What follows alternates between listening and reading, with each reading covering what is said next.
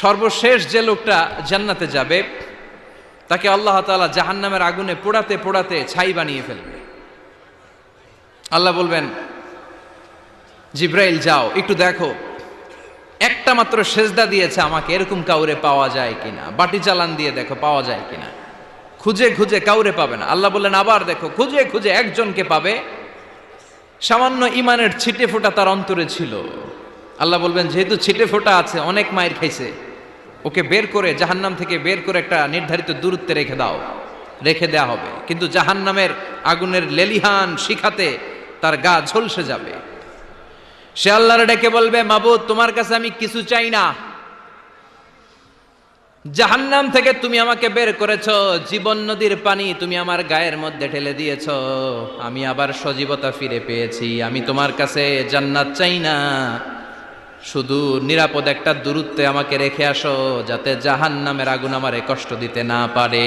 আল্লাহ আমি কিন্তু তোমার কাছে জান্নাত চাই না। কি চাই না?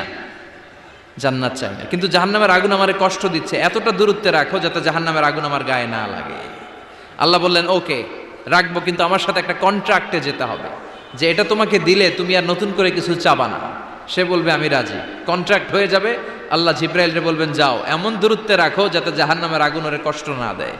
রেখে আসা হবে, অনেক দিন সে ওখানে আনন্দে থাকবে, আল্লাহ শুকরিয়া করবে। সে মনে মনে বলবে বেঁচে গিয়েছি, আমি বেঁচে গিয়েছি, জীবনে আর কিছু চাই না, জাহান্নাম থেকে আমি বেঁচে গিয়েছি।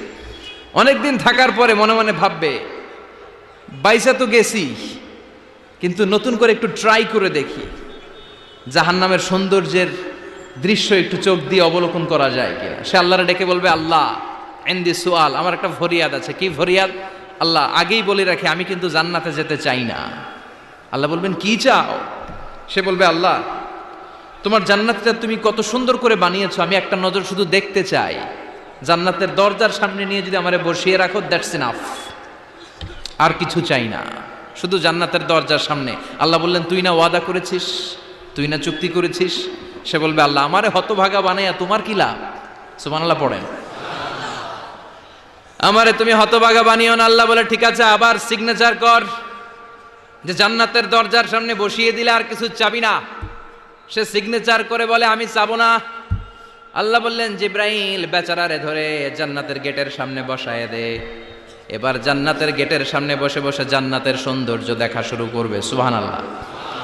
এমন সৌন্দর্য যেটা চোখ দিয়ে কেউ দেখে নাই, কান দিয়ে শোনে নাই, ওই সৌন্দর্য চোখে দেখে, কান দিয়ে আওয়াজ শুনে মাগার ভোগ করতে পারে না। অন্তরে জ্বালা আছে না নাই? এয়ার কন্ডিশনের রুমে ঢুকতে না পারলেও এয়ার কন্ডিশন